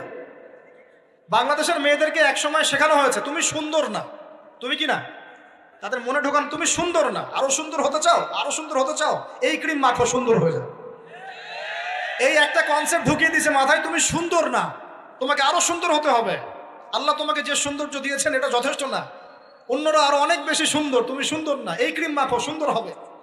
এই করতে করতে করতে ক্রিমের ব্যবসা শুরু হলো। বাণিজ্য, সবকিছু পিছনে কি থাকে? বাণিজ্য, আর কিছু না। তারপর শুরু হলো যে পার্লার, অমুক ক্রিম, তমুক ক্রিম, অমুক সোনো, এই সেই, বাস মেয়েরা পাগল হয়ে গেল। ব্যাস নতুন নতুন আমরা আমাদের সংস্কৃতি ধারণ করে যে কাপড় চোপড়গুলো পরি, কিছু মানুষ শেখালো এর চেয়ে এই ফ্যাশনটা ভালো, এটা পরো। ব্যাস ঈদে ঈদে নতুন নতুন ফ্যাশন আসা শুরু করলো। আর পাঞ্জাবি পায়জামা পরা তো আমাদের বাপদাদাদেরই সুন্নত, এটা বাঙালিদেরই সুন্নত। সব বাদ দিয়ে এখন আমরা কি শুরু করেছি দেখেন তো এগুলো কিন্তু মিডিয়া দিয়ে আপনাদেরকে ঢোকানো হয়, মিডিয়া থ্রু দিয়ে। আমরা দেখছি এখন যুবকরা, বহু যুবক মাদকাসক্ত হয়ে যাচ্ছেন, হচ্ছেন কি না? কিসের এত হতাশা ভাই? কি হয়েছে? আপনার গার্লফ্রেন্ড আপনাকে ছেড়ে চলে গেছে? তা গেছে না, হয়তো কি হয়েছে ভাই? কি হয়েছে? গার্লফ্রেন্ড ছেড়ে চলে গেছে তো কি হয়েছে? আল্লাহ পাকের জমিনে কি মেয়ের অভাব নাকি? 40 জন নারীর দায়িত্ব একটা ছেলেকে নিতে হবে শেষ জামানায়, মানে মা, বোন, ফুপু, খালা, স্ত্রী, এই সব মিলে 40 জন কাঁধে উঠে যাবে। এখন ঘরে ঘরে মেয়েদের সংখ্যা বাড়ছে না? নবীজি বলেছেন শেষ জামানায় মেয়েদের সংখ্যা বাড়বে, ছেলেদের সংখ্যা কমবে। কমছে কি না ছেলেদের সংখ্যা? এখন হয়তো এভারেজ 100, 104, পরে দেখবেন আরো বেড়ে গেছে। শুধু আমেরিকার হিস্ট্রি ঘেটে দেখেন, ওখানে ছেলে মেয়ের অনুপাতটা কেমন। কমছে সব জায়গাতে, আরো সামনে কমবে। তো একজন গার্লফ্রেন্ড আপনাকে ছেলে চলে গেছে, ব্যাস জীবনটা উৎসর্গ করে দিতে হবে তার জন্য? এখন কি ফেন্সিডিল, গাঁজা, ইয়াবা এগুলো সেবন করতে হবে? আপনাকে কে সৃষ্টি করেছেন ভাই? কি উদ্দেশ্যে? প্রথমে কি একটা বলেছে, কি উদ্দেশ্যে? আমাকে আল্লাহ পাঠিয়েছেন দুনিয়াতে নামাজ পড়তে, রোজা রাখতে, দিনের প্রচার করতে, দিনের জ্ঞান অর্জন করতে, এই তো। তা আমি একজন মেয়ের জন্য জীবন নষ্ট করে দিব কেন? আমি তাহলে আল্লাহর কাছে কি মুখ দেখাবো আর নবীর কাছে কি মুখ দেখাবো? ওখানে গিয়ে বলবো আল্লাহ আমি আমার অমুক প্রেমিকার জন্য আশায় হয়ে একদম জীবন দিয়ে দিয়েছি, আত্মহত্যা করেছি? গেছে ভাই, যাইতে দেন। যে ব্যক্তি আপনার অবস্থানকে মূল্যায়ন করে নাই সে আপনার যোগ্য ছিল না। এখন আপনি কি করবেন? নিজের অবস্থান উন্নত করেন, আপনার পিছনে লাইন ধরে ঘুরবে ইনশাআল্লাহ। এটাই বাস্তবতা। দুনিয়া খুব খারাপ জিনিস। মানুষ মানুষের অবস্থানকে মূল্যায়ন করে, মানুষ মানুষের অবস্থানকেই মূল্যায়ন করে, কিন্তু আল্লাহ রাব্বুল আলামিন আপনাকে সর্বাবস্থায় ভালোবাসেন। আলহামদুলিল্লাহ। এই যে আমরা এখন অনেক পাপ করছি না, আল্লাহ কি আমাদেরকে আযাব দিয়ে ধ্বংস করে দিয়েছেন? আল্লাহ পাক এখনো আমাদেরকে ভালোবাসেন, রহম করেন, অপেক্ষায় আল্লাহ পাক অপেক্ষা করছেন কখন তওবা করবে, আমি তওবা কবুল করব। এই কখন আমার বান্দা খালি একবার বলে আস্তাগফিরুল্লাহ, আল্লাহ পাক সাথে সাথে মাফ করে দেবেন। আর সেই আল্লাহকে ভুলে আপনি কার পিছনে ছুটছেন? আমরা কিন্তু নিয়াত করতে পারি ভাই যে আমরা যারা ওয়াজ শুনলাম জীবনে কোনোদিন সিগারেটে হাত দিব না ইনশাআল্লাহ। রাজি আছি ভাই? অন্য বড় বড় জিনিস তো বহুত দূরের কথা। আচ্ছা, অনেকে রাজি হয় নাই কেন? আপনারা কি অলরেডি আসক্ত? আমি অনেক ভাইকে দেখেছি মাশাআল্লাহ ইফতার খুলেই একদম বেনসন টানা শুরু করে। হ্যাঁ, এটা যে হারাম আপনাদের কেউ ওয়াজ করে শোনায় নাই? এটাকে কি মনে করেন আপনারা, হারাম না হালাল? কেউ বলেছে মাকরু, নাকি মাকরু ফতোয়া দিয়েছে? মাকরুহ শব্দের অর্থ জানেন আপনি? মাকরুহ শব্দের অর্থ কি একটু শোনেন। সূরা বনী ইসরাইল খুলবেন। কোন সূরা? সূরা বনী ইসরাইল। আল্লাহ পাক বলছেন আমি বনু ইসরাইলকে এই কাজগুলো করতে নিষেধ করেছেন। কোন কোন কাজ? জেনা করো না, জেনার ধার কাছে যেও না, এতিমের মাল আত্মসাৎ করো না, শিরিক করো না, ইত্যাদি। যারা আলেম আছেন তারা আমার কথা বুঝবেন। এই কাজগুলোর পরে আল্লাহ পাক বলছেন যে এই প্রত্যেকটা কাজ আল্লাহর কাছে মাকরুহ, অপছন্দের। কিসের? অপছন্দ। তাহলে এটাকে আপনি সহজ মনে করছেন? নিয়াত করি আল্লাহ পাকের সন্তুষ্টির জন্য আমরা কোনোদিনও মাদকের সাথে সম্পৃক্ত হব না ইনশাআল্লাহ।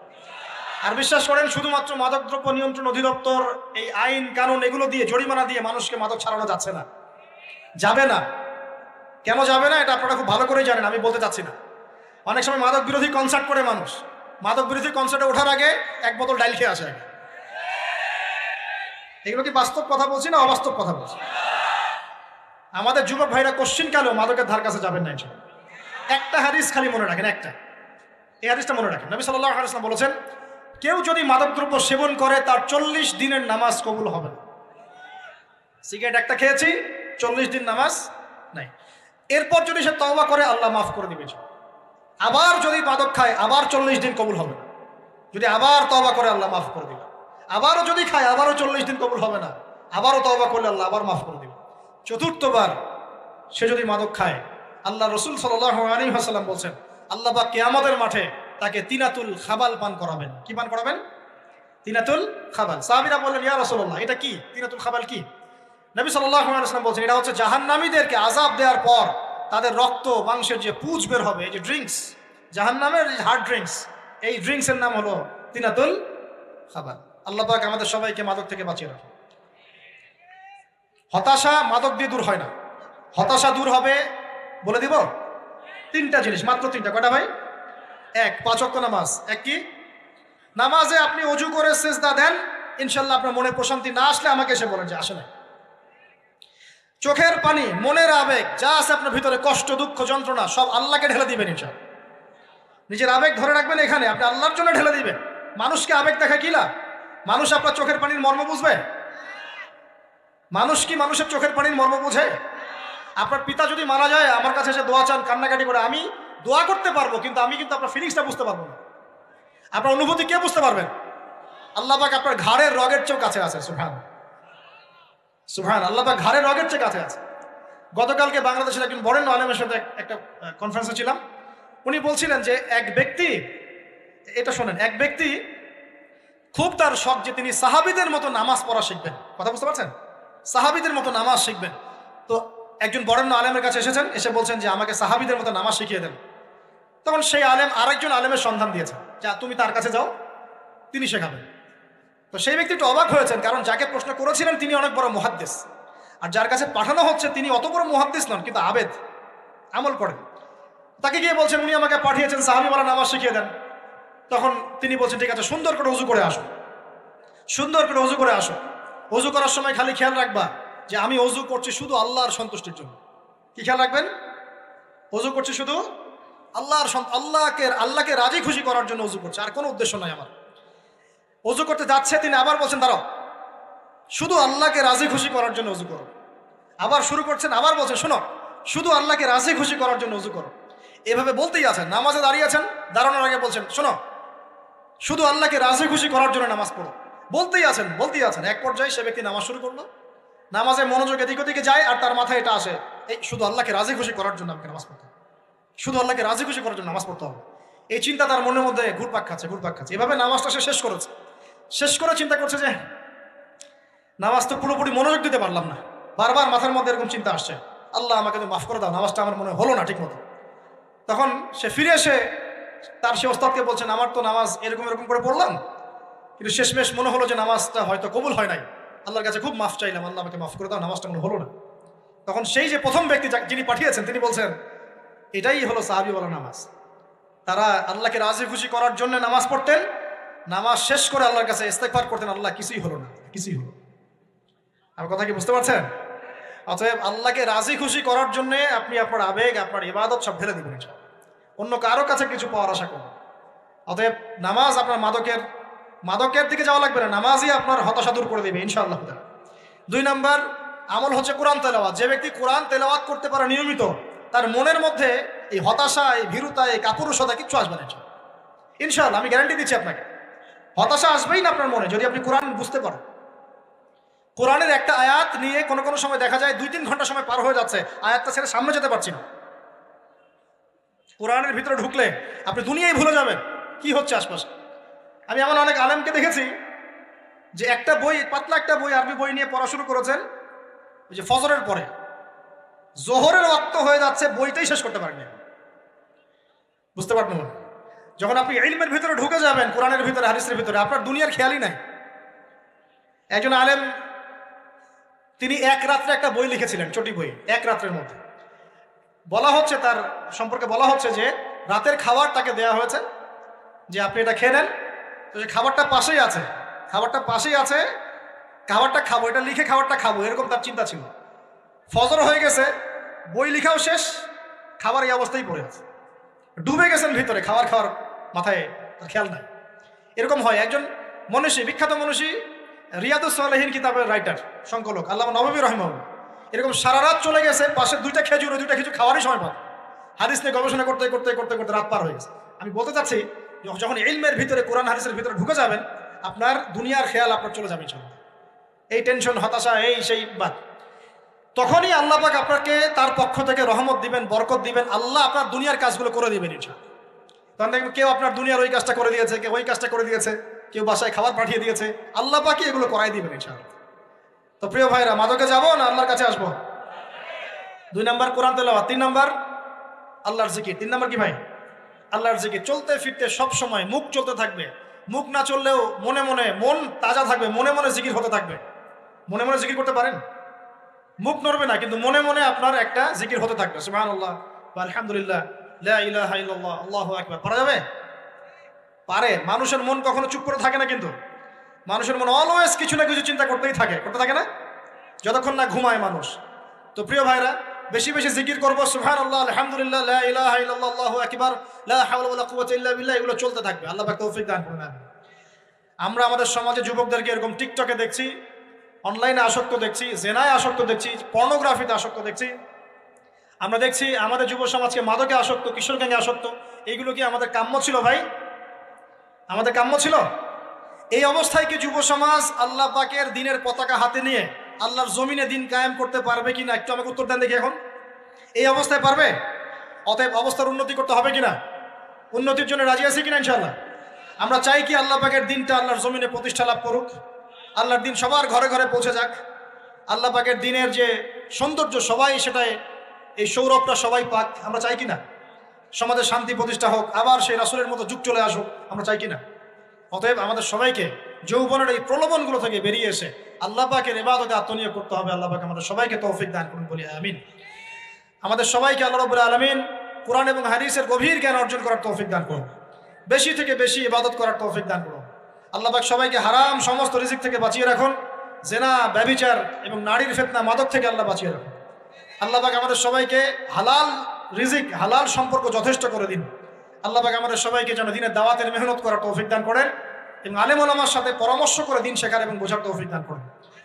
আর লেকচার শেষ করার আগে দুটো বিষয় বলে শেষ করছি, একটু মনোযোগ দিন। একটা হচ্ছে আমাদের যুবতী দিনী বোনদের জন্য, এখানে বোনরা আছেন না? আছেন কি না? দিনী বোনরা আছেন? একটা নসিহত দিনী বোনদের জন্য আমি একটা নসিহত করতে চাচ্ছি, একটা নসিহত। আমার এই একটা নসিহত একটু মন দিয়ে শুনুন প্রিয় দিনী বোন। রাসূলুল্লাহ সাল্লাল্লাহু আলাইহি ওয়াসাল্লাম আমাদের দিনী বোনদের জন্য জান্নাতে যাওয়ার একটা ফর্মুলা বলে দিয়েছেন। আমি কি বলবো সেটা? আচ্ছা, রাসূলুল্লাহ সাল্লাল্লাহু আলাইহি ওয়াসাল্লাম বলেছেন আমাদের দিনী বোনেরা, আমাদের মায়েরা, এই নারী জাতি মাত্র 4টা কাজ করলে জান্নাতের যে কোনো দরজা দিয়ে ইচ্ছা প্রবেশ করতে পারবে। খুশি হন নাই? কয়টা কাজ? মাত্র 4টা। এক, যদি আমাদের দিনী বোনেরা 5 ওয়াক্ত নামাজটা ওয়াক্ত মতো পড়ে, আল্লাহ পাক তৌফিক দান করুন, বলি আমিন। 2 নাম্বার, যদি তারা রমাদান মাসের রোজাটাকে ঠিক মতো আদায় করতে পারে। 1 নাম্বার 5 ওয়াক্ত নামাজ ঠিকঠাক আদায় করা। 2 নাম্বার রমজান মাসে সওম রাখা। 3 নাম্বার তাদের লজ্জাস্থানের হেফাজত করা, মানে শরঈ পর্দা মেনটেন করা, শরঈ পর্দা মেনটেন করা। এবং আমি বলে দেই, চেহারাটা আপনাদের পর্দার অন্তর্ভুক্ত। এটা নিয়ে অনেক বাকবিতণ্ডা হয় না সমাজে, চেহারা দেখানো যাবে কি যাবে না ইত্যাদি। চেহারা আপনার পর্দার অন্তর্ভুক্ত বিষয়, ফুল স্টপ। এর উপরে ফতোয়া অনেকভাবে দিচ্ছে, কিন্তু বরেণ্য ওলামায়ে কেরামের কিতাবগুলো ঘাটাঘাটি করেন, তাদের ফতোয়া হচ্ছে চেহারা আপনার পর্দার অন্তর্ভুক্ত বিষয়, চেহারা ঢেকে রাখবেন, আল্লাহ পাক তৌফিক দান করুন। চোখ থাকবে খোলা, ঠিক আছে। 4 নাম্বার, স্বামীর আনুগত্য করতে হবে। স্বামীর আনুগত্য, এই যে আনুগত্য শব্দ শুনলেই মানুষের একটা মানে নেগেটিভ ধারণা তৈরি হতে পারে। স্বামীর আনুগত্য মানে কি আমি তার দাসত্ব করব? আনুগত্য মানে, প্রিয় দিনী বোন, আনুগত্য মানে দাসত্ব নয়। আনুগত্য মানে কোরআন সুন্নাহর যে বিধানগুলো আপনার স্বামী আপনাকে পালন করতে বলবে, আপনি সেগুলো করবেন, আপনি করতে বাধ্য। কিন্তু স্বামী যদি কোরআন সুন্নাহর বাইরে কিছু করতে বলে, সেটা মানতে আপনি বাধ্য নন। স্বামী যদি আপনাকে বলে যে সুদ খাও, এই যে সুদি এনজিওতে আসো, নাম লেখাও। স্বামী যদি আপনাকে বলে যে আসো বেপরদায় বাইরে যাই, সাজুগুজু করে বের হও, চলো ঘুরে আসো বেপরদায়। স্বামী যদি বলে দেবরকে একটু খাবারটা দিয়ে আসো, আমার অফিসের কলিগ আসছে, খাবার পরিবেশন করো, আসো ডাইনিংয়ে আসো, এই যে হারাম কাজ, বেপরদার আদেশ করছে, সুদের আদেশ করছে, আপনি সেগুলো পালন করবেন। কিন্তু হালাল বৈধ যে কোনো বিষয় আপনি স্বামীর আনুগত্য করবেন, এটা আপনার উপর ফরজ। এই 4টা কাজ যদি আপনি করতে পারেন, জান্নাতের যে কোনো দরজা দিয়ে ইচ্ছা আপনি প্রবেশ করতে পারবেন ইনশাআল্লাহ। আল্লাহ পাক আমাদের দিনী বোনদেরকে এই 4টা কাজ করার তৌফিক দান করুন। আমাদের সবাইকে আল্লাহ পাক জান্নাতের জন্য কবুল করুন, বলি আমিন। আর একটা বিষয় বলতে চাচ্ছিলাম, সেটা হলো ওই যে প্রথমে বলেছি যে সূরা ইউসুফের সেই সমাধানটা বলবো কি না? আচ্ছা, সূরা ইউসুফটা ইনশাআল্লাহ আমি আরেকদিন পুরো সূরাটা সংক্ষিপ্ত করে আলোচনা করবো ইনশাআল্লাহ। যদিও একটা লেকচারে সম্ভব হবে বলে মনে হচ্ছে না আমার কাছে, 2টা বা 3টা লেকচারে নিয়ে আসবো ইনশাআল্লাহ। তবে আজকে একটা চিজ খালি বলছি। ইউসুফ আলাইহিস সালামের জীবনটা খুবই ট্র্যাজেডিপূর্ণ। নবীর পরিবার থেকে ভাইদের শত্রুতায় ওই যে কূপে চলে গেলেন, কূপ থেকে চলে আসলেন মিশরের বাজারে, সেখান থেকে বিক্রি করে দেওয়া হলো তাকে, রাজা তাকে কিনে নিলেন, তারপরে সেখানে তিনি বড় হতে লাগলেন রাজপ্রাসাদে। তারপরে ওই যে রাজার কি স্ত্রী তাকে জেনার জন্য আহ্বান করেছিল, সেখান থেকে তিনি জেলখানায় চলে গেলেন, আবার জেলখানা থেকে আবার মিশরের খাদ্য মন্ত্রণালয়ের দায়িত্ব পেলেন, তারপরে তিনি মিশরের শাসকের দায়িত্ব পেয়ে গেছেন, তাই তো? আচ্ছা, এর মধ্যে একটা জায়গা খালি বলবো আজকে আপনাদের। টপিকটা কি দিবা তোমরা? টপিকটা হচ্ছে চলমান বৈশ্বিক অর্থনৈতিক সংকটে ইউসুফ আলাইহিস সালামের সমাধান। মনে থাকবে? চলমান এই বৈশ্বিক অর্থনৈতিক সংকটে ইউসুফ আলাইহিস সালামের সমাধান কি ছিল? ইউসুফ আলাইহিস সালাম জেলখানায়, কোথায় বলেন তো? জেলখানায়। তখন 2জন ব্যক্তি তাকে বলছে, ইউসুফ, আমরা 2জন দুটো স্বপ্ন দেখেছি, তুমি কি স্বপ্নের ব্যাখ্যা দিতে পারবে? আমরা তোমাকে সত্যবাদী বলে মনে করি। ইউসুফ আলাইহিস সালাম বলছেন, খাবার আসার আগেই তোমাদেরকে স্বপ্নের ব্যাখ্যা দিন। একজন বলছে, আমি দেখলাম আমার মাথায় রুটি রাখা আছে, আর পাখি এসে রুটির থেকে খেয়ে ফেলছে। আমার কথা বুঝতে পারছেন কিনা ভাই? আচ্ছা, 2 নাম্বার, দ্বিতীয় ব্যক্তি বলছে, আমি দেখলাম আমি শরাব পান করাচ্ছি আমার মনিবকে। কথা বুঝতে পারছেন? এখন ইউসুফ আলাইহিস সালাম বলছেন, তুমি যে শরাব পান করাচ্ছ মনিবকে, তোমাকে অতি সত্বর মুক্তি দেওয়া হবে ইনশাআল্লাহ। আর যার মাথার উপর থেকে রুটি খেয়ে নেওয়া হচ্ছে, তাকে শুলদণ্ড দেওয়া হবে, মৃত্যুদণ্ড দেওয়া হবে। কি বললেন? একজনকে দেওয়া হবে মৃত্যুদণ্ড, একজন কি হবে? ছাড়া পাবে। আর যাকে মনে হলো যে ছাড়া পাবে, ইউসুফ আলাইহিস সালাম বললেন, তুমি যখন ছাড়া পাবে, তোমার মনিবের কাছে, মালিকের কাছে আমার কথা বলো, আমার কথা আলোচনা করো। কিন্তু শয়তান তাকে ভুলিয়ে দিল, সে আর কথা বলতে পারল না। আরো কয়েক বছর চলে গেল, ইউসুফ আলাইহিস সালাম তখনও জেলেই আছে। একদিন এই রাজা স্বপ্ন দেখলেন। কি স্বপ্ন দেখলেন? যে 7টা পাতলা পাতলা গাভী, মোটা মোটা 7টা গাভীকে খেয়ে ফেলছে। 7টা কি গাভী? জীর্ণ শীর্ণ গাভী 7টা মোটা তাজা গাভীকে খেয়ে ফেলছে। আর দেখলেন 7টা সবুজ শীষ, শীষ বোঝেন কিনা? এই ধানের শীষ না, আবার সবুজ শীষ। আর দেখছেন এই যে শীষ মরে গেলে যেমন দেখায় না একটা রং, এরকম শীষ। তো এখন রাজা খুব চিন্তিত হয়ে পড়লেন যে আসলে এই স্বপ্নের কি ব্যাখ্যা। তিনি সবাইকে ডেকে বললেন, স্বপ্নের ব্যাখ্যা কি তোমরা জানো? তখন রাজ্য পরিষদের এই যে এমপি মন্ত্রী যারা আছে তারা বলছে, না এটা কি স্বপ্ন, আদগাসলাম, এটা একটা বাজে স্বপ্ন, উদ্ভট স্বপ্ন, আমরা এটার মানে জানি না। আমরা হলো তাই তো বলতাম নাকি ভাই? কিন্তু ওই ব্যক্তি স্মরণ হয়ে গেল যে ছাড়া পেয়েছে, আরে ইউসুফ তো স্বপ্নের ব্যাখ্যা দিতে পারে। দৌড়ে গেলেন তিনি জেলখানায়। ইউসুফ আইয়ুহা সিদ্দিক, হে সত্যবাদী নবী ইউসুফ, আমাকে কি এই স্বপ্নের ব্যাখ্যা বলতে পারবেন? 7টা জীর্ণ শীর্ণ গাভী 7টা মোটা তাজা গাভীকে খেয়ে ফেলছে। ইউসুফ আলাইহিস সালাম এই স্বপ্ন শুনে বললেন, ইউসুফ আলাইহিস সালাম শুধু স্বপ্নের ব্যাখ্যাই দিলেন না, বরং এই স্বপ্ন যে সত্য এটা তিনি বিশ্বাসও করলেন। এই স্বপ্ন একটা সমস্যাকে নির্দেশ করছে এটাও বুঝে ফেললেন। এই সমস্যার সমাধানও তিনি দিয়ে দিলেন। বলেন সুবহানাল্লাহ। আমার কথা বলছেন, ইউসুফ আলাইহিস সালাম স্বপ্নের ব্যাখ্যা দিচ্ছেন না, বরং স্বপ্নটা যে সত্য তিনি মেনে নিচ্ছেন এবং এই স্বপ্নের ফলে একটা সামনে খারাপ সময় আসতে যাচ্ছে এটা তিনি বিশ্বাস করছেন এবং এর সমাধান তিনি জাতিকে দিচ্ছেন। ইউসুফ আলাইহিস সালাম বলছেন, তোমাদের সামনে 7 বছর দুর্ভিক্ষ হবে। কি হবে বলেন? 7 বছর। সারা বিশ্বের অর্থনৈতিক প্রেক্ষাপটে একটু বিবেচনা করেন তো, যে আমরা একটা খারাপ সময়ের দিকে যাচ্ছি না আস্তে আস্তে, এবং নীরব একটা দুর্ভিক্ষ সারা ওয়ার্ল্ডে চলছে না? করোনার সময় ছিল, ওই সময় একটা সমস্যা ছিল, ইউক্রেন রাশিয়ার ইস্যু ছিল, আরও অনেক ইস্যু আছে, শুধু এগুলো ইস্যু নয়। অপচয় ইস্যু আছে, দুর্নীতি ইস্যু আছে, জুলুম আছে, তারপরে যে পারমাণবিক ক্ষেত্রগুলো আছে, বড় বড় পরাশক্তিদের চাপ আছে, অনেক ব্যাপার আছে, রিজার্ভ কমে যাওয়া, অনেক বিষয় আছে। সারা বিশ্ব একটা অর্থনৈতিক মন্দা দেখছে কিনা? ইউসুফ আলাইহিস সালাম বললেন, 7 বছর তোমাদের এখানে প্রচুর ফসল ফলবে। এটা 7টা সবুজ শীষ, প্রচুর ফসল ফলবে তোমাদের এই অঞ্চলের মধ্যে। তোমরা একটা কাজ করো, তোমরা ওই 7 বছরের ফসলের যতটুকু অংশ তোমাদের না খেলে নয়, অতটুকু দিয়ে তোমরা তোমাদের জনগণের চাহিদা পূরণ করো, আর বেশি অংশটাকে রিজার্ভ করে রেখে দিও। আমার কথা বুঝতে পারছেন? ইউসুফ আলাইহিস সালাম বলছেন না যে স্বপ্নটা সত্য, তিনি সমাধান দিচ্ছেন উল্টা। এটা তো হবে সামনে, স্বপ্ন সত্য মিথ্যা তো দূরের কথা, এটা সামনে হতে যাচ্ছে। 7 বছর তোমরা প্রচুর ফসল ফলাবে, এই ফসলের একটা বড় অংশ রিজার্ভ করে রেখে দিও, আর বাকি অংশটা দিয়ে তোমরা জনগণের চাহিদা পূরণ করো। মানে অপচয় করা যাবে না, যাবে কোনো সম্পদ অপচয় করা যাবে। এরপর তোমাদের সামনে আসবে 7টা বছর দুর্ভিক্ষের বছর, আকাশ বৃষ্টি বন্ধ করে দেবে। আকাশ কি করবে? বৃষ্টি বন্ধ করে দেবে। তার মানে ওই 7 বছর আমরা কিভাবে চলবো তাহলে?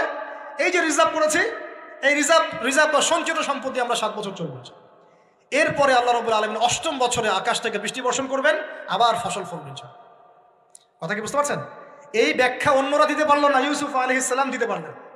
এই ব্যক্তি দৌড়ে গিয়ে রাজাকে বলল, এই হলো স্বপ্নের ব্যাখ্যা। রাজা, ইউসুফ এই স্বপ্নের ব্যাখ্যা দিয়েছেন। রাজা কত বিচক্ষণ ছিলেন, রাজা সত্য মিথ্যা চিনতেন, তিনি বুঝতেন যে আসলেই সত্য কাকে বলে, মিথ্যা কাকে বলে। এই আমার এমপি মন্ত্রীরা শোনো, তোমরা কেউ সমাধান দিতে পারো নাই, ইউসুফ সমাধান দিয়েছে। ইউসুফকে আমার কাছে নিয়ে আসো, আমি তাকে আমার কাছে নিকটে আসন দিব। বলেন সুবহানাল্লাহ। এবার ইউসুফ আলাইহিস সালামকে ডেকে তিনি সম্মানিত করলেন, সম্মানিত করে বললেন যে কোন দায়িত্ব দিলে তুমি আমাদের এই রাজ্যটাকে বাঁচাতে পারবে এই দুর্ভিক্ষের হাত থেকে। ইউসুফ আলাইহিস সালাম নিজে বলছেন, আমি হচ্ছে বিশ্বস্ত মানুষ, আমি হচ্ছি রজুলুন আমিন, আমি বিশ্বস্ত এবং আমি আস্থাভাজন। আমাকে আপনি খাদ্য মন্ত্রণালয়ের দায়িত্ব দেন, ইনশাআল্লাহ আমি এই প্রবলেমগুলো সলভ করবো ইনশাআল্লাহ। এরপর তাকে দায়িত্ব দেওয়া হলো খাদ্য মন্ত্রণালয়ের। 7 বছর তিনি এরকম পলিসি গ্রহণ করলেন। মিশরের লক্ষ লক্ষ মানুষ পরবর্তী 7 বছরের দুর্ভিক্ষ থেকে বেঁচে গেছে। কোরআন তো মূল্যায়ন করি না আমরা, আর কোরআনের কথা যারা বলে ওদেরকেও মূল্যায়ন করি। এই জন্য আমরা বলছি, বর্তমান চলমান অর্থনৈতিক সংকটের সবচেয়ে বড় বড় সমাধান হচ্ছে এক, ভাই জনগণ হই আর সরকার হই, কোনো সম্পদ অপচয় করা যাবে না। আমরা সম্পদ অপচয় করি না? আপনি উজু করেছেন, আপনি 1 বালতি পানিতে উজু করেছেন, ট্যাপ ছেড়েছেন, মসজিদের 1 বালতি পানি চলে গেছে, কেন পানি অপচয় করবেন? আমাদের 5টা ফ্যানের দরকার নেই বাসায়, আপনি 5টা ফ্যান চালাচ্ছেন কেন? আপনি ঘর থেকে বের হলেন, ফ্যান চলছে, কেন চলছে?